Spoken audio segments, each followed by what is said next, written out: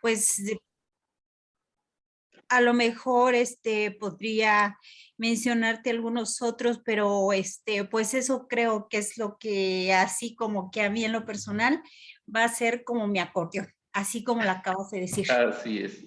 Muchas gracias, Carmen. Erika, seguimos con las damas.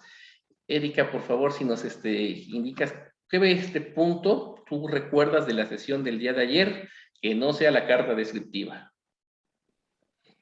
Yo recuerdo, bueno, que sobre los subtemas que debemos de diseñarlos de una manera sencilla para que vayan avanzando hacia lo complejo y que deben de ir enfocados a los objetivos también.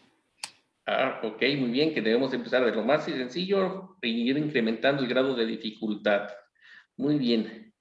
Pues ni modo, Polina, te tocó lo más difícil, ¿verdad? Ya pasar al último.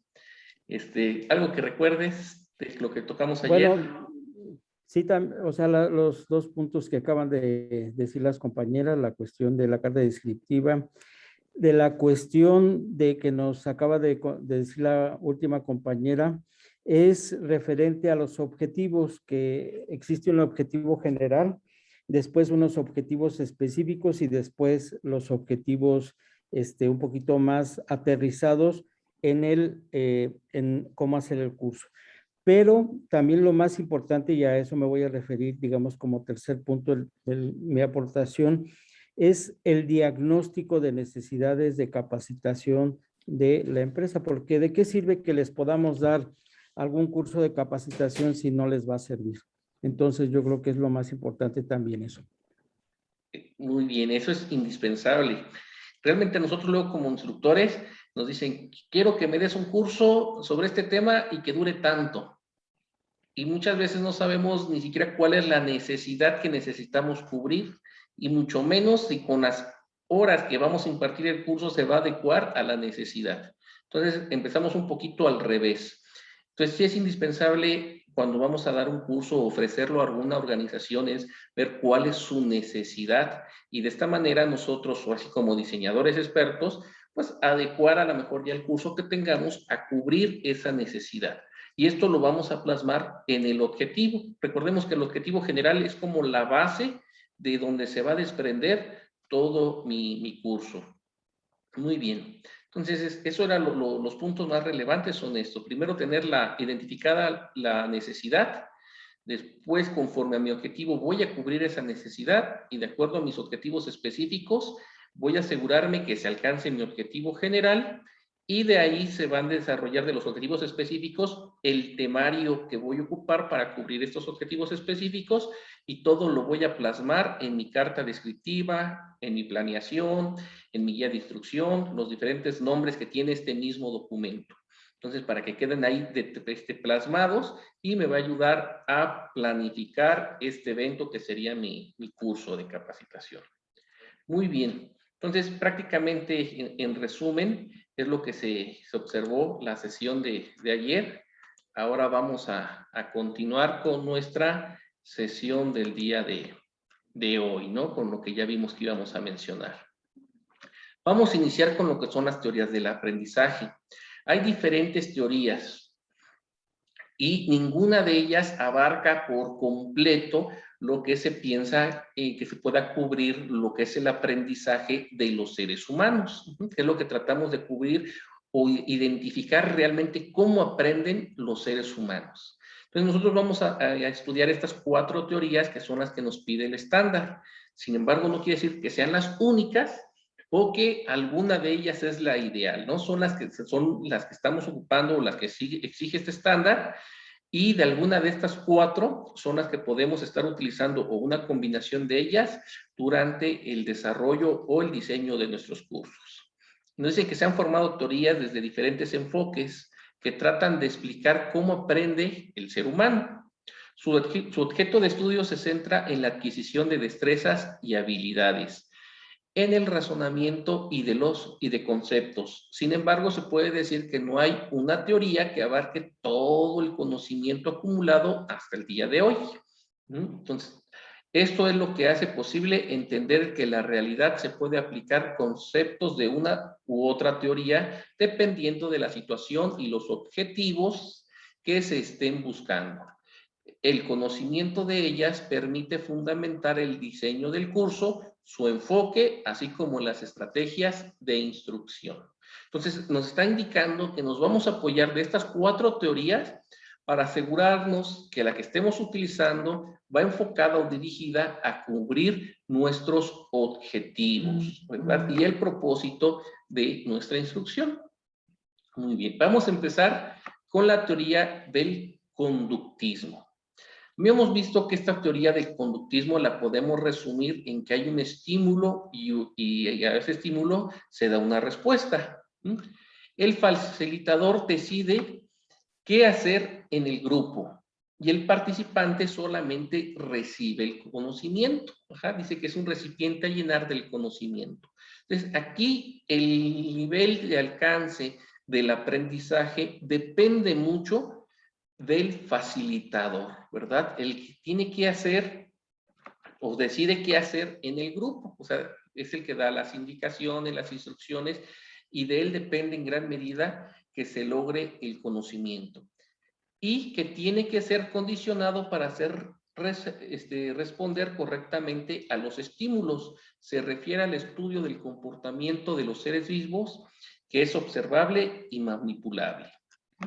Entonces, el facilitador o el instructor tiene que dar estos estímulos, ya sean positivos o negativos, para reforzar la parte del aprendizaje. Dice que dentro de los representantes de esta teoría está Pavlov y está también Skinner. Son personas que, si queremos profundizar un poquito más, podemos estudiar o investigar sobre ellos. Y el modelo establece que los participantes aprenden en base en estímulos como puede ser la repetición constante de un ejercicio. Entonces, también en hacer la repetición logramos estimular para que se logre el conocimiento o se mantenga ese conocimiento.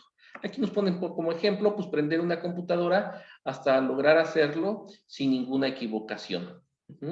Entonces, por decir, este ejemplo a lo mejor le parece un poquito confuso a Erika porque ella es muy joven y prácticamente nació aprendiendo o ya sabía aprender la computadora desde que nació.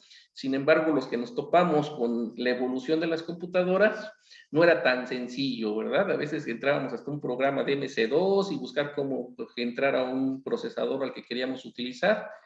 Pero entonces lo hacemos tan constantemente que ahora pues, lo hacemos de manera innata prácticamente, ¿no? Se nos hace algún proceso que ya lo dominamos y se podría decir que lo aprendimos mediante el proceso de la repetición. Ayer también indicábamos que cuando nosotros utilizamos constantemente una herramienta, nos vamos volviendo más hábiles. También es parte del aprendizaje. Cuando nosotros repetimos y repetimos las mismas acciones, se van quedando como parte de nuestro aprendizaje. Y el aprendizaje debe ser en pequeños pasos. Como nos mencionaba hace ratito, esta Erika, debemos ir de lo sencillo, ir avanzando a lo complicado, ¿verdad? Y paso a paso. Entonces dice, se debe de reforzar toda aproximación a la conducta. Entonces nos indica que no debemos de esperar hasta tener el resultado final esperado para dar el estímulo, sino cuando se va orientado en un camino positivo, desde que estamos orientados en ese camino positivo, debemos de tomar acción nosotros como facilitadores para ir reforzando esa conducta. Se debe realizar una medición de la conducta que se pretende o que se desea aprender, ¿no? Entonces, ¿cómo saber cuándo voy a estimular si no hago una medición de la conducta? O sea, tengo que medir si realmente se está obteniendo el aprendizaje deseado o no. Entonces, tengo que hacer una medición de esta conducta. Y cuando la medición se enfoque o vaya en dirección a lo que yo busco, debo de dar un estímulo positivo. Y si va en la dirección opuesta, pues tengo que dar un estímulo negativo o algún estímulo que haga que me cambiar esta conducta. En esta forma de enseñar, los participantes no cuestionan, solo lo hacen. ¿Por qué solo lo hacen y no cuestionan? Porque estamos en busca no del conocimiento, sino estamos en busca del estímulo positivo o en evitar el estímulo negativo. Ese es lo que nos está motivando de alguna manera para adquirir el conocimiento, es el estímulo. Más adelante que veamos la educación para adultos, vamos a ver que el adulto necesita motivación para aprender. Y en esta parte del conductismo, esta motivación la manejan a base de estímulos, ya sea positivos o negativos. Entonces, ¿por qué no lo hacemos? ¿Por qué no cuestionamos? Porque estamos buscando un estímulo. El núcleo central del conocimiento está constituido por su concepción asociada del conocimiento y del aprendizaje. Algunos de los rasgos fundamentales del conductismo se considera que el participante o el participante como un aprendiz, entonces era lo que hemos visto desde acá, es el aprendiz que es el recipiente a llenar de conocimientos, es decir, que es un receptor activo más que un observador pasivo. Entonces, este aprendiz es un receptor activo. Es básico que la conducta a alcanzar se repita para que el participante logre la adquisición de habilidades y la retención. Entonces nos indica que no es suficiente que en el primer momento en que se logró la conducta esperada, ahí se considere como un logro de que se adquirió el conocimiento, sino que se tiene que estar repitiendo prácticamente esta conducta para llegar al momento en que se adquiera la habilidad y se retenga este conocimiento. Para motivar el reforzamiento, el participante recibe premios o castigos y las clases se refuerzan con modelos que deben ser imitados, con indicaciones precisas de cómo actuar y con ejemplos. Muy bien. Entonces, aquí, toda esta parte también nos está hablando un poquito de la parte del área de dominio psicomotora. Se considera que toda la conducta en el participante es predecible y controlable. ¿Cómo la voy a estar prediciendo? Porque estoy llevando una medición de ella. Entonces voy prediciendo a qué sentido o a qué lado se va enfocando esta conducta. Y tiene algunos principios. Vamos a ver ahorita 3 principios de lo que es el conductismo. Cuando reforzamos una conducta, aumenta la probabilidad de que se incremente. Muy bien. Entonces, eso lo hemos vivido desde niños, ¿no? Cuando hacemos algo o hace algo bien el niño, le reforzamos eso, lo felicitamos, lo motivamos, le damos una paleta, un dulce, y estamos reforzando eso para que lo vuelva a hacer. Entonces, para que incremente y vuelva a hacer estas situaciones. Las conductas, el otro principio es que las conductas se pueden moldear por medio de aproximaciones sucesivas. Por tanto, es posible enseñar a las personas nuevas respuestas por medio de otorgar un incentivo cada vez que el participante se acerque al objetivo deseado. Entonces, quiere decir que nosotros vamos por medio de incentivos en cuando la persona se vaya enfocando, dirigiendo al camino adecuado o adquiriendo el conocimiento deseado, lo vamos a ir incentivando. Esto en la parte de instructores, ¿cómo lo vamos a hacer?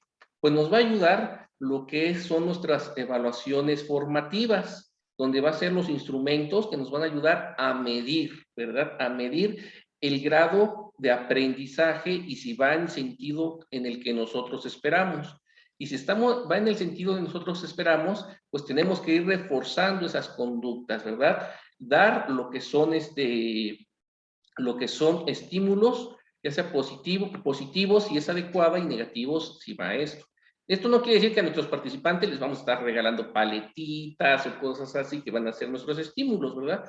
Simplemente un estímulo para los adultos puede ser, lo estás logrando bien, estuvo en camino, buen trabajo, se está logrando el objetivo, pero de alguna manera nosotros sí tenemos que estar dando esos estímulos para reforzar e indicar que se va en buen camino cuando estemos trabajando bajo este modelo de estímulo-respuesta. Y aquí el tercer principio nos indica que si no hacemos el estímulo o si no hacemos ese reforzamiento, pues va a pasar lo contrario. En vez de motivar la conducta y asegurar que ésta se quede grabada y predeterminada en las participantes, pues va a tender a desaparecer.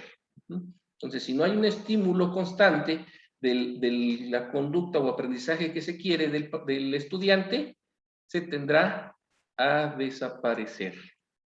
¿Ok? Y en resumen, prácticamente es lo que es el conductismo.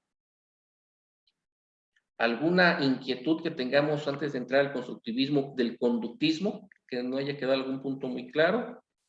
Polinar, ¿alguna duda? Sí, muchas gracias. ¿Conductismo es lo mismo que conductivismo o esa es otra manera de enseñar? El conductismo y el conductivismo es lo mismo. Ajá, nada más que cambia lo que le estamos diciendo. El cognitivismo, o sea, ya cuando lleva G, del cognitivo, ese es un método diferente. Ok. Ajá. Sí, es que aquí hablan mucho, aquí en Querétaro hablan mucho del conductivismo. De hecho, hay algunas escuelas que se publicitan por eso, por el conductivismo. Sí. Que es este principio. Nada más en vez de decir conductivismo, es el conductivismo. Le ponen la B, ¿no? Conductivismo. Así Pero es de es. la conducta, de estímulo y respuesta. A diferencia del otro que existe, que lo voy a adelantar para que veamos, es el cognitivismo o cognitiva. Este ya es diferente, que ya es de un proceso mental, que lo vamos a ver aquí adelante. Muy bien, muchas gracias. No por nada. Ok. Entonces, con el conductismo o conductivismo ya concluimos. Después viene lo que es el constructivismo. Entonces, el constructivismo, en sus orígenes, el constructivismo surge como una corriente epistemológica preocupada por discernir los problemas de formación del conocimiento del ser humano. Entonces, otra vez buscábamos saber cómo aprende el ser humano. Y se determinó que el constructivismo postula la existencia y la prevalencia de los procesos activos en la construcción del conocimiento. Entonces, habla de un sujeto cognitivo aportante que claramente rebasa a través de su labor constructiva lo que le ofrece su entorno.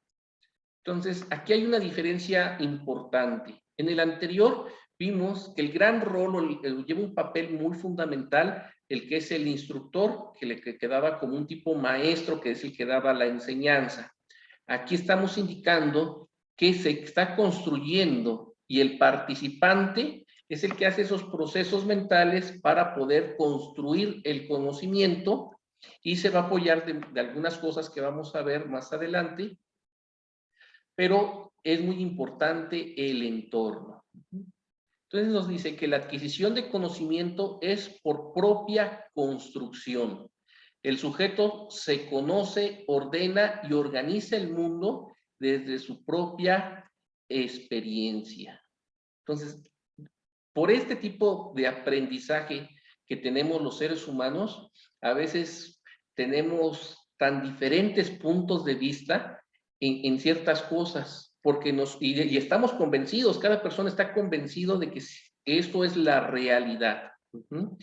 Entonces, ¿por qué? Porque lo hacemos de acuerdo al conocimiento y a nuestra experiencia que tenemos.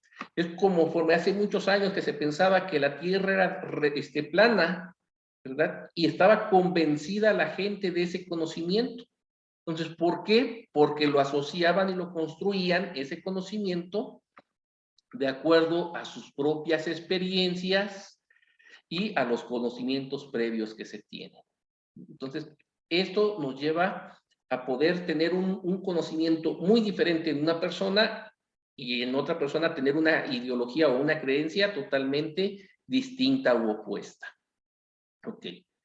La concepción constructivista del aprendizaje escolar se sustenta en la idea de que la finalidad de la educación que se imparte en las instituciones es promover los procesos de crecimiento personal del alumno en el marco de la cultura del grupo al que pertenece. Estos aprendizajes no se producirán de manera satisfactoria a no ser que se suministre una ayuda específica mediante la participación del alumno en actividades intencionales, planificadas y sistémicas que logren proporcionar en una actividad mental constructiva. Entonces, aquí ya nos ponen como instructor el reto de que si el alumno no quiere aprender, no lo va a lograr. Necesitamos motivar porque este aprendizaje es un aprendizaje intencional, donde el alumno debe de querer aprender.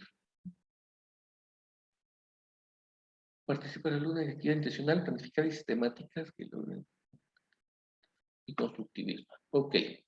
Después nos dice que en el enfoque constructivista, tratando de conjuntar el cómo y el qué de la enseñanza, la idea central se resume en la siguiente frase. Enseñar a pensar y actuar sobre contenidos significativos y contextualizados. Entonces tenemos que enseñar cómo el participante o el estudiante va a modificar todo este conocimiento que ya tiene para crear un nuevo conocimiento. A nosotros como instructores nos están dando aquí un ejemplo que nos dice que se hacen grupos al que pertenece. De alguna manera hay una clasificación de nosotros tenemos que unir a la gente para que tenga esas experiencias previas y se pueda organizar de alguna manera el aprendizaje al que queremos llegar. ¿Dónde hacemos esto? Pues lo vimos en la carta descriptiva donde se indica que tenemos que determinar cuál es el perfil del participante para entrar a mi curso. Entonces, ahí viene la importancia y relevancia que tiene el poder seleccionar y delimitar adecuadamente qué perfil requiere, porque desde ese momento nosotros estamos agrupando a la gente para que pueda, a través de todo el entorno que vamos a crear durante la exposición de nuestro curso, y ellos puedan adquirir el conocimiento, que ellos lo puedan transformar, toda la información que nosotros vamos a estar dando para que se transforme en un conocimiento y este conocimiento vaya enfocado a lo que nosotros deseamos. Y de acuerdo con la concepción constructiva y constructivista, se organiza en torno a 3 ideas fundamentales. ¿Cuáles son? La número 1, el alumno es el responsable de su propio proceso de aprendizaje. Él es quien construye, o más bien reconstruye, porque se está basando de experiencias previas, los saberes de su grupo cultural, y este puede ser un sujeto activo cuando manipula, explora, descubre o inventa, incluso cuando lee o escucha la exposición de los otros. Entonces, prácticamente, él va a estar construyendo cierto conocimiento. Y esto no quiere decir que está aprendiendo literalmente lo que está escuchando o lo que se le está exponiendo. Simplemente él eso lo toma y en el proceso mental que está realizando, mezclándolo con sus conocimientos previos y sus ideologías y su forma de pensar, él va a crear un conocimiento nuevo. Y depende totalmente de él, del alumno, es su propio proceso de aprendizaje. El número 2 dice que la actividad mental constructiva del alumno se aplica a contenidos que poseen ya un grado considerable de elaboración. Esto quiere decir que el alumno no tiene en todo momento que descubrir o inventar en un sentido literal todo el conocimiento escolar o todo el conocimiento que se está buscando. Debido a que el conocimiento que se enseña en las instituciones escolares es en realidad el resultado de un proceso de construcción a nivel social. Los alumnos y los profesores encontrarán ya elaborados y definidos una buena parte del contenido curricular, o sea, de lo que se piensa enseñar. Entonces, aquí indica que nos tenemos, o el conocimiento es progresivo. Entonces, del conocimiento que ya tenemos, que adquirimos desde la parte a nivel social, lo vamos a ir reforzando. En este caso nos habla de la parte escolar o en su defecto nosotros que vamos a estar impartiendo cursos, nos vamos a estar apoyando de este conocimiento y de ahí tiene que ir incrementando el que ya se tiene. Y el tercer punto es que la función del docente es engrasar los procesos de construcción del alumno con el saber colectivo culturalmente originado. Esto implica que la función del profesor no se limita a crear condiciones óptimas para que el alumno despliegue una actividad mental constructiva, sino que debe orientar y guiar y explícita y deliberadamente dicha actividad. Entonces, nosotros vamos a orientar y a formar. Y aquí, aunque dice que no es lo único que vamos a hacer, pero es muy importante, es crear las condiciones óptimas de aprendizaje. Entonces, tenemos que crear las condiciones óptimas de aprendizaje y además debemos de desplegar actividades mentales constructivas. O sea, que el crear las condiciones para que el alumno pueda realizar estos procesos mentales y cree su propio conocimiento. Podemos decir que la construcción del conocimiento escolar es en realidad un proceso de elaboración en el sentido de que el alumno selecciona, organiza y transforma la información que recibe de muy diversas fuentes, estableciendo relaciones entre dicha información y sus ideas o conocimientos previos. Muy bien. Aquí concluimos lo que es el constructivismo. ¿Quedó alguna inquietud de esta parte del constructivismo? ¿No? ¿Todo claro? Muy bien. Vamos a apoyarnos de ti, Erika. A ver, si nos resumes en unas 2, 3 frasecitas, ¿qué es el constructivismo?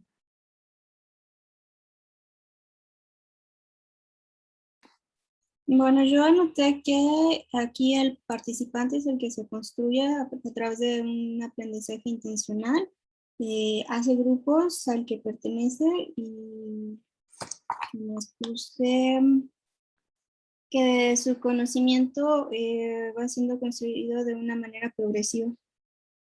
Muy bien, ok. ¿Algo que pudiéramos complementar, Carmen, por favor? Ay, Carlos, no tengo algo así. No, Como te que agarré fuera de adicional. la jugada, ¿verdad, Carmen? Sí, hoy sí. No te ¿Es preocupes. eso que dijo que el alumno es el responsable de su propio aprendizaje? Es una diferencia, una característica propia también del constructivismo, que el alumno es el responsable de su propio aprendizaje, que nos basamos de las experiencias previas para adquirir el aprendizaje y poderlo construir, ¿no? Prácticamente. Muy bien. ¿Algo que queramos agregar, Apolinar, sobre el constructivismo? Bueno, aquí me parece que aplica un poquito más lo de los grandes sabios, ¿no? Como Platón, Sócrates, todo eso que como que quieren, que motiva, primero que motivar al alumno a querer aprender.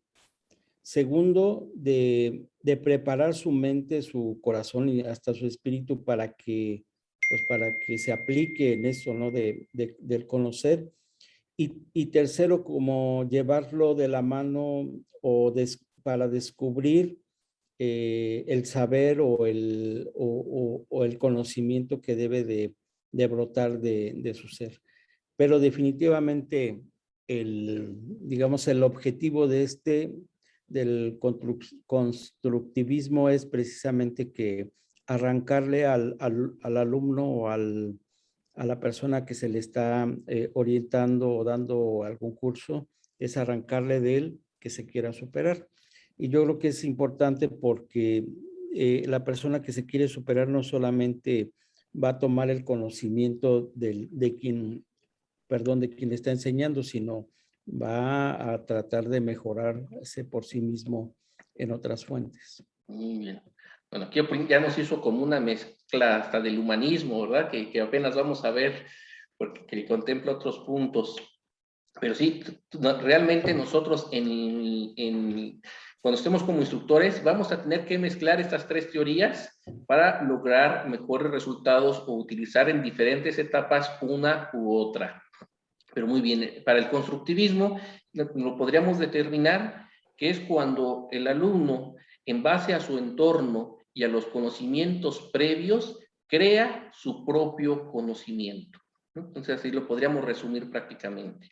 Cuando el alumno, en base al entorno y a sus experiencias previas, crea su propio conocimiento y es responsabilidad del alumno el nivel o el grado de aprendizaje.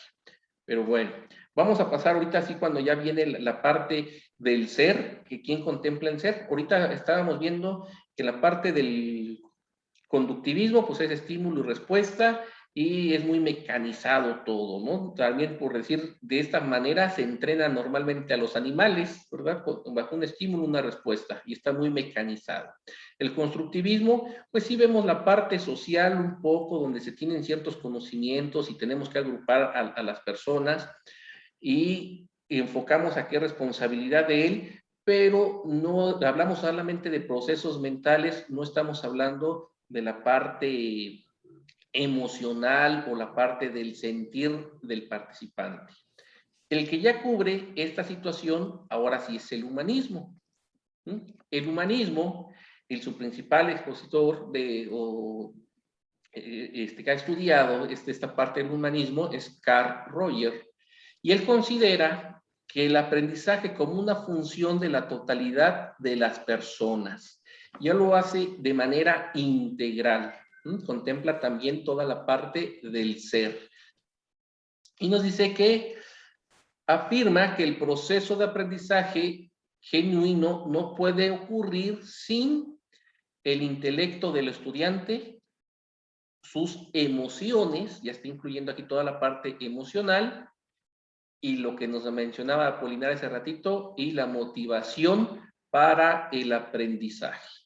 Entonces nos dice que tiene que haber estos tres factores que se tienen que combinar para lograr el aprendizaje. Primero, tener cierto intelecto, ¿verdad? Tener la capacidad de aprender, pero también la emoción adecuada y la motivación para poder aprender. Y nos enuncia tres principios, Carl Rogers, que son: los seres humanos tienen un deseo natural por aprender. Muchas veces le llamamos curiosidad, inquietud, hasta chisme, ¿no? Porque luego ahí queremos enterarnos de algunas cosas, pero de manera natural nosotros tenemos un deseo de aprender. Claro, ¿de qué va a ser? De aquello que nos interesa, que nos motiva o que tenemos una necesidad de aprendizaje. Entonces, pero de manera natural siempre vamos a tener ese deseo. La libertad para aprender significa estar abierto a las experiencias y desarrollar confianza y aceptarse. Entonces aquí decíamos que tenemos cierta libertad que podemos nosotros aprender y convertirse en persona, que esto quiere decir que convertirse en una persona completa requiere liberar para aprender. El aprendiz se le motiva para que sea más expresivo, tenga confianza en sí mismo y para que se vaya independizando. Entonces ya estamos motivando aquí, pero no solamente motivando la parte cognitiva, sino también motivando que tenga las emociones adecuadas para crear el nivel de aprendizaje. Nos vamos a topar en ocasiones con participantes que a lo mejor son retraídos, que a lo mejor tienen algún tipo de problema emocional, sentimental, o de alguna forma que esto les va a limitar el poder aprender de manera adecuada. Entonces, pero si nosotros creamos este ambiente y creamos que ellos sientan en ese momento las emociones adecuadas, va a ser más fácil que adquieran el conocimiento o que puedan aprender lo que nosotros estamos buscando. ¿Sí? Nos dice que este tipo de aprendizaje, al ser autodirigido, exige un reordenamiento de las prioridades educativas, asimismo una redefinición del rol de profesor-alumno. donde ya el alumno no es el recipiente, que estábamos viendo hace rato, que era un recipiente que recibía conocimientos del profesor. Ya es una cuestión muy diferente, donde el profesor no solamente se está preocupando por transmitir el conocimiento, sino por asegurar estos 3 puntos. Y dice que el humanismo en la educación tiene las siguientes características. Ahora, el enfoque principal ya no va a ser el conocimiento o lo que quiero enseñar o el profesor, ¿verdad?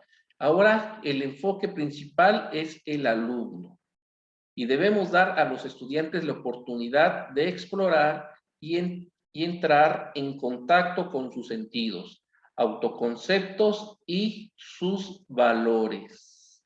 Entonces ya estamos abarcando mucho más allá que las otras 2 teorías. La educación que involucra también los sentidos, las emociones, las motivaciones, el gusto y disgusto de los estudiantes. Todo eso lo tendremos que contemplar. Ok. El desarrollo de conocimiento, de contenidos de acuerdo a los intereses y necesidades del estudiante. Tenemos que hacer un fomento de efectividad personal. Los estudiantes se ven como individuos con diversidad de necesidades, habilidades y aptitudes. Estamos viendo que en el constructivismo hacemos grupos, ¿verdad? Nos dice que para facilitar el aprendizaje mediante el constructivismo, hay grupos que tienen ciertas características. Pero aquí en el humanismo nos dice, sí, sí vas a tener grupos con ciertas características, pero debemos de recordar que cada uno de ellos es un individuo y a pesar de pertenecer y tener características similares al grupo, va a haber diferencia, ¿verdad? De sus necesidades, sus habilidades y sus actitudes. Entonces, esto lo tendremos que contemplar nosotros como instructores y desde el momento que estamos diseñando nuestro curso. El autoconcepto y autoestima del aprendiz son factores esenciales en el aprendizaje. Entonces, esto normalmente o a veces o en ocasiones no se contempla, o mínimo en las otras teorías no se está contemplando qué autoestima y autoconcepto tiene el aprendiz. Si está en una autoestima, a lo mejor tiene la parte intelectual, es que lo que nos dice aquí, el intelecto del estudiante es el adecuado para poder adquirir el conocimiento, pero a lo mejor en su autoconcepto, él lo tiene muy bajo todo ese autoconcepto y le va a impedir adquirir el aprendizaje. Entonces, nosotros como instructores debemos de contemplarlo para poder motivarlo y que adquiera en el proceso de nuestra enseñanza un autoconcepto adecuado y la autoestima adecuada para que pueda aprender. El aprendizaje se considera holístico, no solo cognitivo, que es lo que habíamos visto y lo que vamos a ver más adelante, la parte cognitiva, y no habíamos visto la parte holística o espiritual, mental, ¿no? El acto de aprender involucra emociones, sentimientos y destrezas motoras. Entonces, ya está incluyendo otras cosas, aparte del conocimiento, que es el cognitivo, la parte psicomotora, que nos habla de las destrezas, nos está hablando de la parte afectiva, que son las emociones y los sentimientos, que es la tercera área de dominio del aprendizaje o del conocimiento. El aprendizaje se basa en interacción amistosa y democráticas. Las medidas de disciplina deben de ser estrictas, son mínimas. ¿Okay? La calidad de aprender se considera tan importante como la cantidad de aprender. Los estudiantes comparten ideas, trabajan juntos, tutorean y se ayudan mutuamente. Entonces ya hablamos de que es un trabajo de manera social o grupal y estos grupos pueden ser homogéneos, pero teniendo en cuenta que siempre en ellos va a haber cierta diversidad. Entonces nos habla de un seguimiento académico, pruebas competitivas son mínimas. Los estudiantes y maestros planifican juntos las experiencias o actividades del currículo. de lo que se va a ver, ¿verdad? Como que se hace la planificación puntos. Es otra diferencia también de la parte del humanismo. Recordamos que en las anteriores el instructor o era el maestro y era el que tenía la última y la única palabra, ¿verdad? Él decía, este es el conocimiento, esto es lo que vamos a ver, y era lo que se llevaba. Y aquí se hace en conjunto con los estudiantes. Dice, el escoger y liberar se relaciona con el nivel de madurez y edad del estudiante. El aprendizaje se basa en experiencia de la vida, descubrimiento, exploración y experimentación.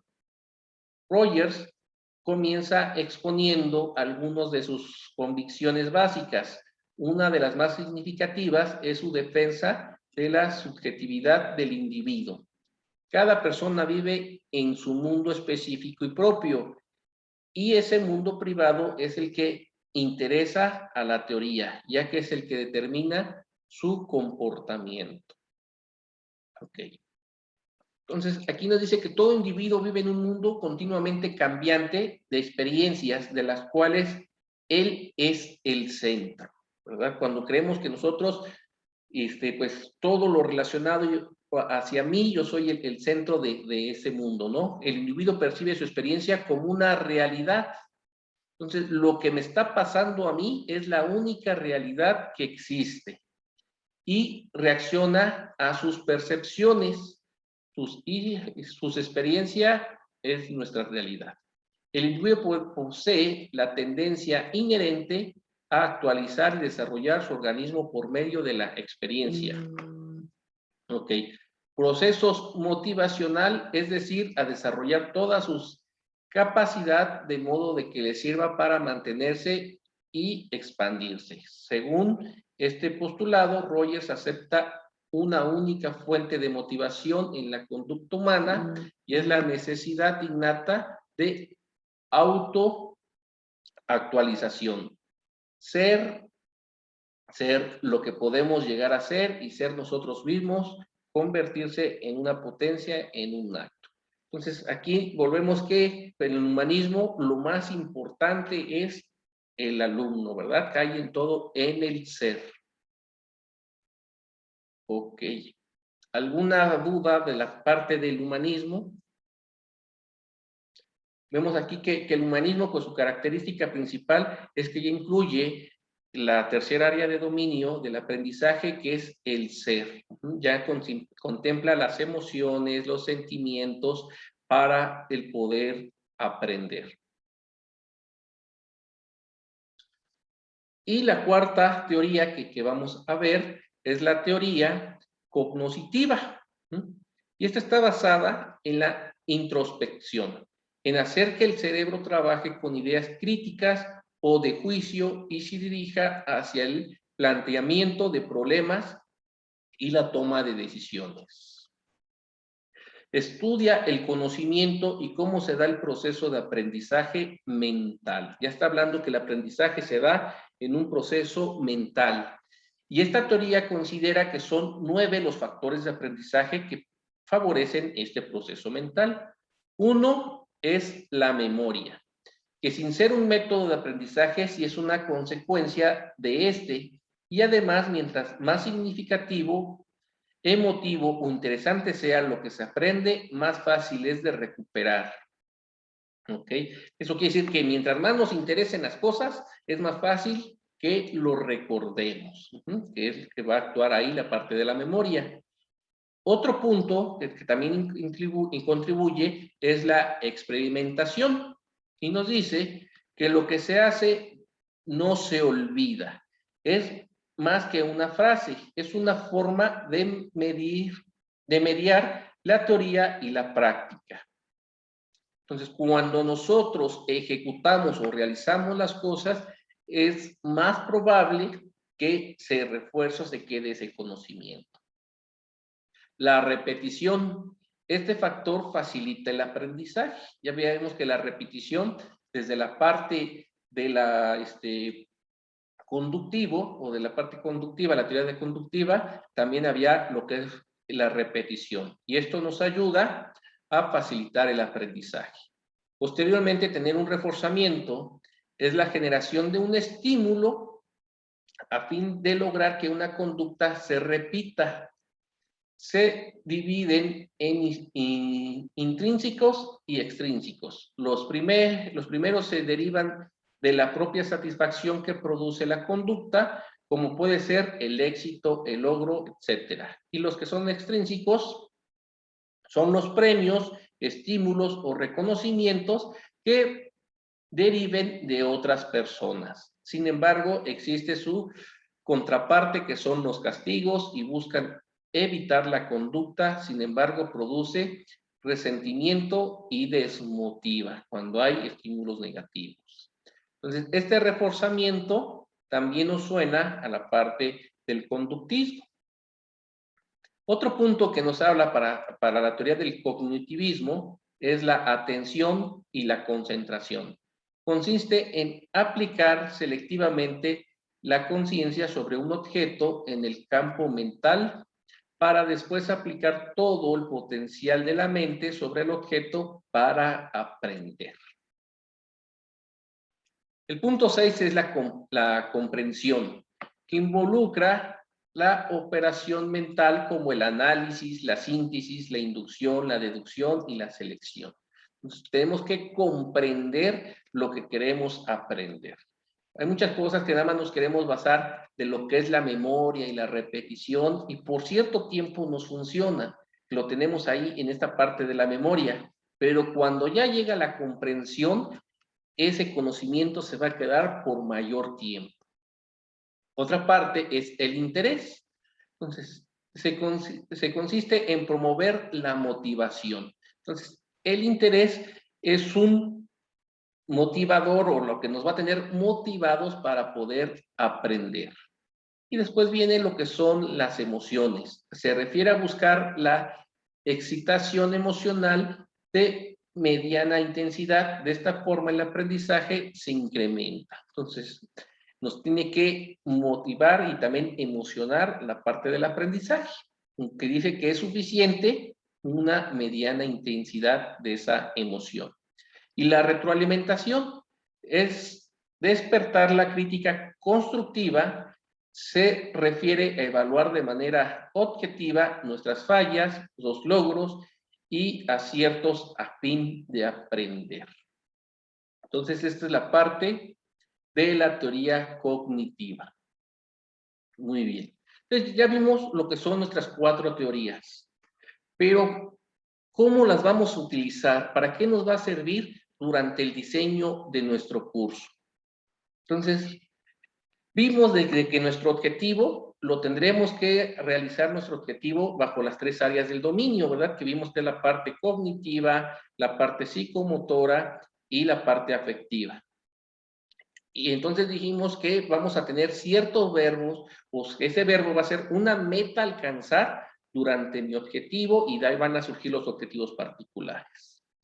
Entonces, si mi objetivo está enfocado a la parte del ser, a la parte afectiva, ¿qué teoría es la que más se va a adecuar para este objetivo o para alcanzar esta parte de objetivo? Humanismo. El humanismo. Entonces, ahí voy a ver las características que ya vimos del humanismo para integrarlas en el diseño de mi curso, en la porción o en la parte que va a cubrir este objetivo. Lo mismo va a ser para la parte cognitiva. En la parte cognitiva, pues lo podría de estar mencionando aquí el cognitivismo, ¿no? Cuando es el conocimiento. Pero si aparte voy a hacer actividades de reforzamiento y todo esto, puedo incluir lo que es el conductismo. Sí. Muy bien. Y cuando me enfoque a un objetivo, o la parte de mi objetivo, que es la parte psicomotora, ¿cuál me pudiese ayudar? Constructivismo. El constructivismo, porque voy a aprender realizando y analizando todo este concepto. Entonces, de esta manera, y de acuerdo a mi objetivo, yo tendría que ver qué técnica de aprendizaje son las que me pudiera apoyar para ir desarrollando nuestro curso. Ok. Entonces, Carlos, mándeme. una duda. ¿Todas son Me queda clarísimo lo que acabas de decir, pero también tenemos que estar consciente con cuáles cada uno de nosotros como instructores vamos a tener mucha más capacidad de dominio, ¿no? Y normalmente también nosotros tenemos ciertas áreas que dominamos más, ¿no? Sí, Entonces, pero recordemos que en el diseño de nuestro curso no va enfocado a las capacidades que tengamos nosotros como instructor, sino a lograr el objetivo que estamos planteando. ok. Ajá. Está bien. Entonces, ahí, si mi curso está solventando una necesidad que va enfocada mucho a la parte, a lo mejor, psicomotora, ajá, que la necesidad que sería la psicomotriz, que realmente lo que requiero es que el trabajador, bueno, que en este caso el participante ejecute las acciones, y yo soy experto en el ser, pues tendría que enfocarme, como quieren, en la parte psicomotora, no en el ser, ¿verdad? Porque el objetivo es que ejecuten de manera adecuada. Si ya quiero incluir, o mi objetivo es que perciban, o la parte social, o la parte afectiva, entonces, qué bueno que va enfocada esa necesidad a lo que yo más domino, pero no siempre la necesidad se va a enfocar al tema que yo domine, ¿no? Prácticamente. Entonces, Ok. eso lo determinamos desde aquí, desde nuestro objetivo. Ahí se va a plasmar hacia qué tendencia va a tener mi curso, de acuerdo a la necesidad que vamos a cubrir. Espero Sí. que sí, que haya quedado un poquito ya más aclarado este punto. No, sí Sí, me queda claro. Es que yo me estaba, pues es que yo me estoy viendo en cada una de las teorías y entonces digo, a ver, en esta soy más fuerte, en esta no soy tan fuerte, entonces, ¿qué voy a hacer? Bueno, pues entonces hago alianza con alguien que sea muy fuerte en esta para que me ayude, ¿no? Porque pues uno tiene que ser realista. y en dado caso que tu curso así lo requiera. Claro, Ajá. sí, por supuesto. Sí, sí, y también si lo requiere, pues también nos podemos preparar en esas áreas, ¿verdad? También podemos adquirir pues enfocarnos a adquirir competencia en eso que ya identifiqué, como que es una oportunidad de seguirme preparando, ¿no? Sí, por supuesto, claro. Sí, O, era mi duda. Gracias, Carlos. al contrario, a ti. Vamos a continuar. Ya, ya nos falta un poquito. Entonces, ya con estas teorías, que es lo que tenemos que tener ahora sí como conocimiento general todos los instructores, yo les recomiendo que sí le demos una leidita al manual. A todos se les mandó ya vía correo.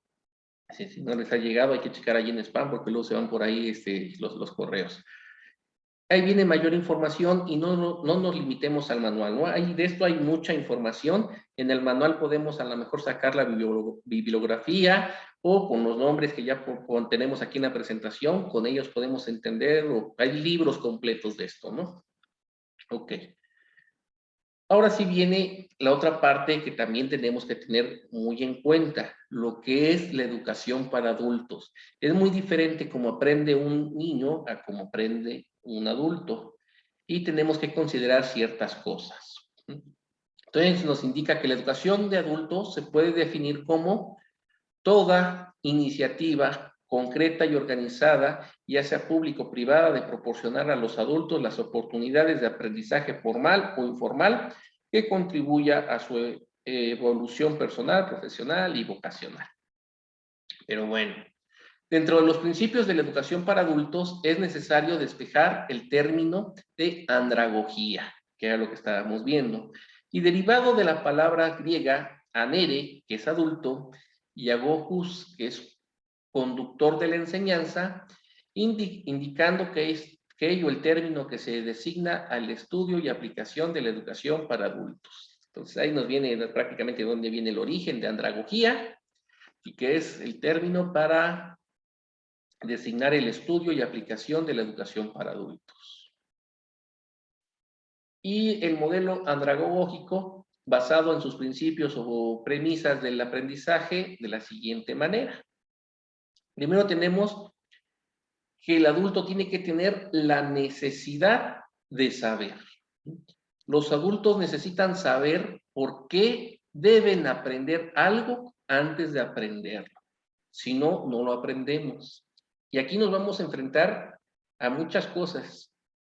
Principalmente, sabemos mucho que desconocemos que tenemos la necesidad de aprender algo. O sea, no lo tenemos, no conscientemente estamos en ese desconocimiento. No sé que no lo sé, ajá, prácticamente. Entonces, tenemos que hacer ver que realmente el participante o el alumno tiene esa necesidad de aprendizaje. Y cuando los adultos se disponen a aprender algo por su cuenta, emplean una energía considerable en sondear los costos de no aprenderlo.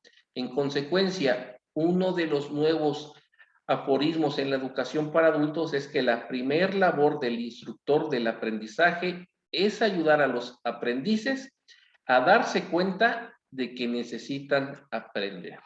Entonces, la primera barrera que tenemos que romper es esta. Debemos de asegurarnos de que todos nuestros participantes estén conscientes que tienen la necesidad de aprender. Porque si algún participante por ahí que tengamos no está consciente o él cree que no necesita aprender eso, muy difícilmente vamos a lograr que adquiera el conocimiento que buscamos o que se logre el objetivo del curso con este participante. Los sistemas de evaluación de personal, la rotación de puestos de trabajo, la exposición a puestos modelos y la evaluación diagnóstica de desempeño son ejemplos de estas herramientas. Ok, ajá. Son ejemplos de estas herramientas. Como mínimo, los instructores han de ofrecer razones del valor del aprendizaje para mejorar el desempeño de los aprendices o de la calidad de su vida, todavía más útiles para fomentar la conciencia de la necesidad de aprender. Son aquellas experiencias reales o simuladas en la que los aprendices descubren por sí solos la brecha entre dónde están y dónde desean estar. Entonces, aquí nos da ciertos tips para poder motivar o para poder indicar o que perciba el participante que realmente necesita esta información, ¿verdad? Que es de utilidad, que requiere aprenderla. Entonces, tiene que ver que va a ser útil para su vida. ¿Cómo podemos hacerle ver que le va a ser útil? Mediante ejemplos, podría ser un caso, ¿no? Entonces, es como vamos a lograr asegurarnos de que él ya identificó la necesidad. Después viene otro punto que tenemos que tener en cuenta, que es el autoconcepto. Normalmente como adultos, ya cuando nos sentimos que, bueno, yo ya soy un adulto, creemos que ya somos unas personas formadas, hechas o realizadas, ¿verdad? Y a veces es difícil romper ese autoconcepto o ese concepto de que yo ya lo sé, yo ya tengo ese conocimiento. Entonces aquí nos dice que los adultos tienen un autoconcepto de ser responsable de sus propias acciones y de su propia vida. Una vez obtenido, sienten una necesidad psicológica profunda de ser considerados y tratados como capaces de dirigirse. Resienten y resisten a la situación que otros les imponen por voluntad. Esto presenta un serio problema en la educación para los adultos. En el momento en que los adultos se enfrentan con una actividad calificada de educación, capacitación o cualquier sinónimo, recuerdan sus experiencias escolares, se colocan en una posición de dependencia y se cruzan de brazos y se sientan y decirme, ahora enséñame, ¿no? Entonces, principalmente lo que tenemos que tener en cuenta nosotros como instructores es que la gente con la que vamos a estar trabajando son adultos. No es lo mismo llegar a lo mejor a un aula con niños y decirle, a ver, silencio todos, y ellos lo van a ver de una manera natural que se tienen que callar. Pero si uno llega con un tipo de actitud o no contemplando que estamos trabajando ya con adultos que se sienten personas autorrealizadas en la parte de que ya no son niños y tenemos una de estas conductas, vamos a hacer que él se cierre al aprendizaje. Porque en vez de motivarlo, vamos a tener un reforzamiento negativo y van a tener este tipo de conducta, ¿no? Los vamos a ver ahí sentados, cruzados de brazo, sí, objetando todo y normalmente pues no van a aprender prácticamente. Entonces, la forma en conducirnos, tenemos que tener siempre en cuenta que son adultos. Aunque a veces no parezcan, ¿eh? Pero hay que contemplarlos de que sí estamos trabajando con adultos. Que luego hay adultos muy inmaduros, pero si nosotros los tratamos como niños, en vez de mejorar o hacer que cambien la actitud, vamos a empeorar la situación. Entonces, esta suposición de dependencia obligada y el tratamiento infantil consecuente del instructor crea un conflicto entre ellos. Entre el modelo intelectual, el aprendiz es un ser dependiente y la necesidad más profunda, tal vez el subconsciente, de dirigirse a uno mismo. Ese que estamos viendo aquí ya se bloqueó este participante, ¿no? El método habitual de resolver el conflicto psicológico es huir de la situación, lo que probablemente explica en parte el gran índice de deserción en la educación voluntaria para adultos. ¿Okay? Entonces, normalmente cuando no se sienten considerados o que le estemos dando su lugar y su valor y respeto, pues es lo que vamos a tener, ¿no? O va a ser apático durante todo nuestro curso, no se va a involucrar o simplemente se va a retirar de nuestro curso. Una vez que los educadores de adultos se dan cuenta del problema, se esfuerzan para crear experiencias de aprendizaje en el que se ayudan a los capacitados a transitar de aprendices dependientes a aprendices autodirigidos. Entonces, se tiene que hacer de que ellos autodirigen su conocimiento. Otro punto que tenemos que tener en cuenta cuando estemos enseñando a adultos es el papel de las experiencias de los adultos, que aquí juega un poquito la parte del constructivismo, que nos apoyamos de experiencias previas. Y nos dice que los adultos llegan a una actividad educativa con mayor volumen y una calidad distinta de experiencia que los jóvenes, por lo que la simple virtud de haber vivido más tiempo han acumulado mucho más conocimientos. Tienen experiencias diferentes en calidad, en cantidad y en calidad, que da como resultado la educación para adultos. Esto asegura que en cualquier grupo de adultos habrá una gama más amplia de diferencias que en uno de jóvenes. Cualquier grupo de adultos puede ser más heterogéneo en términos de su pasado, estilo de aprendizaje, motivación, necesidades, intereses, metas que uno de los jóvenes. Por lo tanto, el acento en la educación de adultos está en la individualización de la enseñanza y las estrategias del aprendizaje.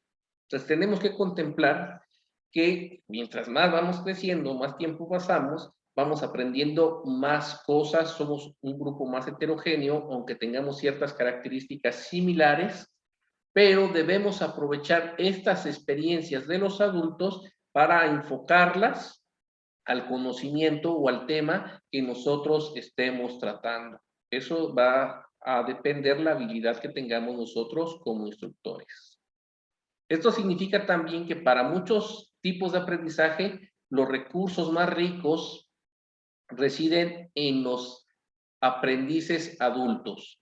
Entonces, el énfasis en la educación para adultos está en las técnicas experimentales, técnicas que se recurren a la experiencia de los adultos.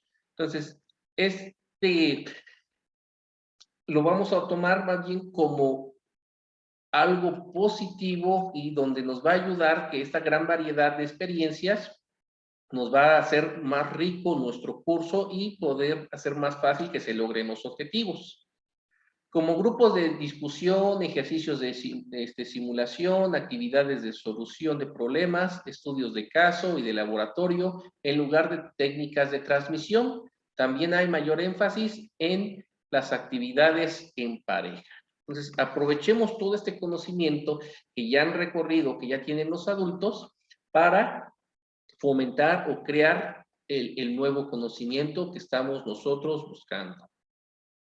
Por el hecho de tener más experiencia, también tienen algunos efectos negativos. Conforme acumulamos experiencia y prejuicios que cierren nuestra mente a las ideas nuevas, percepciones frescas y otra forma de pensar. Así los educadores de adultos tratan de descubrir los medios de ayudar a los adultos a examinar sus hábitos y prejuicios y de abrir su mente a nuevos enfoques.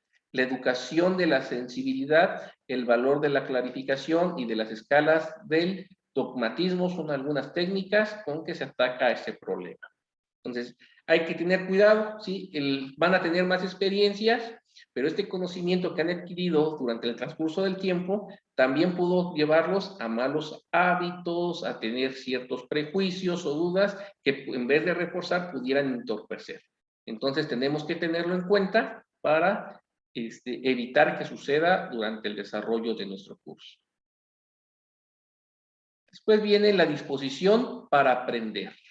Y nos dice que los adultos deben de estar dispuestos a aprender lo que necesitan saber y sean capaces de hacer con el propósito de enfrentar la situación de la vida real.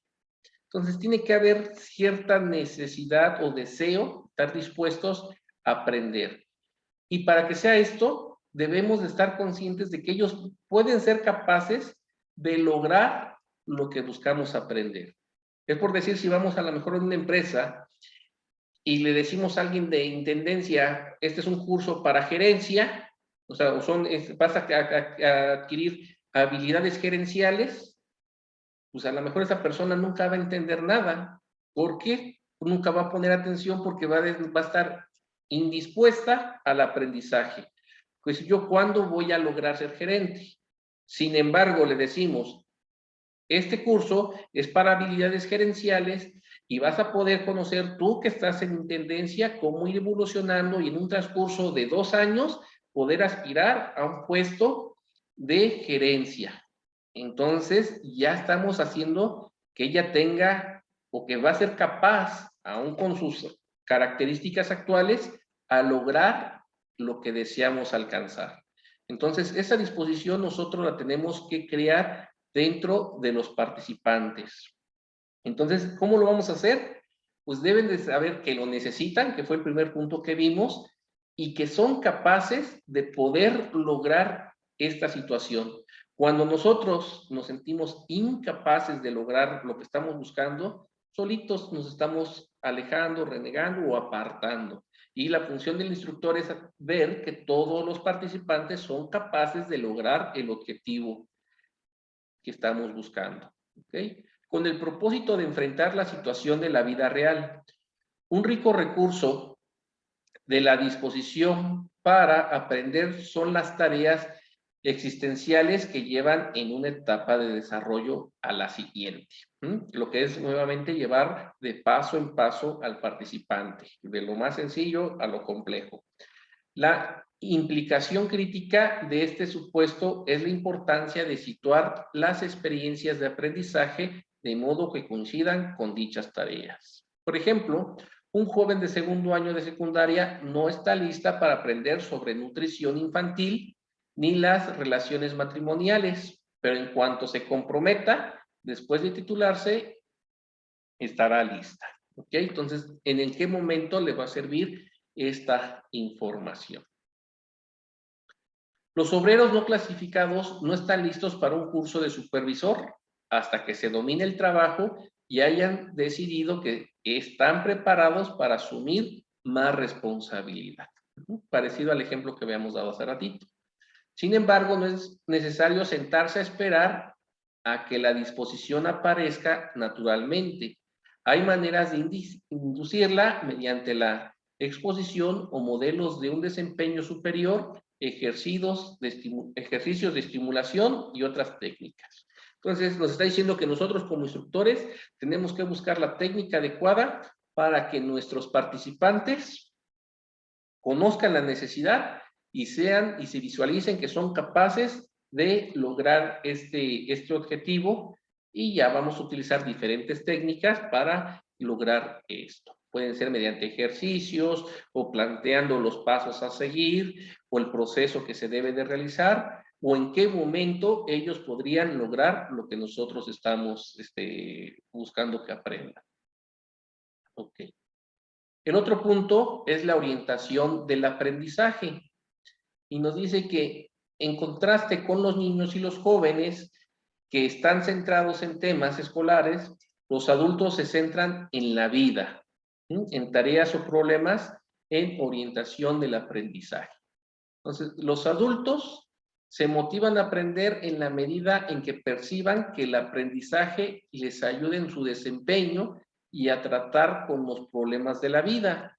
Además, obtienen conocimientos, destrezas, valores y actitudes de una manera más eficaz cuando se les presenta un contexto de aplicación a las situaciones de la vida real. Okay.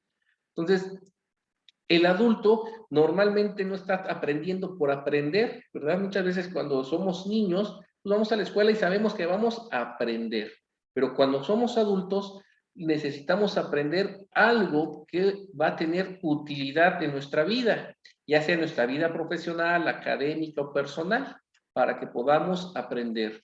Entonces nosotros, como instructores, tendríamos que indicar en dónde va a aplicar o puede aplicar este conocimiento que va a adquirir durante nuestro curso, para que él esté consciente y esté orientado hacia dónde va a aplicar este conocimiento.